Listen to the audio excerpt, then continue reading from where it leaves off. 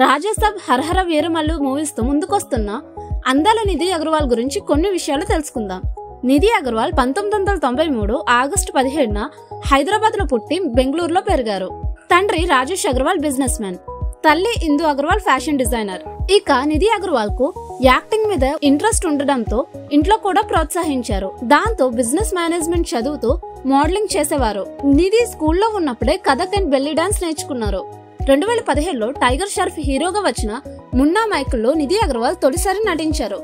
ఆ ఆడిషన్ లో డాన్స్ వచ్చిన అమ్మాయిలు కావాలన్నారు. 300 మంది ఆడిషన్ లోకి అటెండ్ అవ్వగా ఈ మూవీలో నిధి అగర్వాల్ సెలెక్ట్ అయ్యారు. ఇక 2018లో నాగ చైతన్యతో సవ్యసాచితో టాలీవుడ్ లోకి ఎంట్రీ ఇచ్చారు.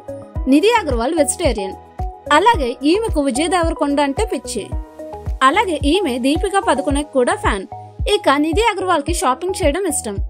వందలాది ఇయర్ రింగ్స్ కలెక్షన్ ఆమె దగ్గర ఉంది.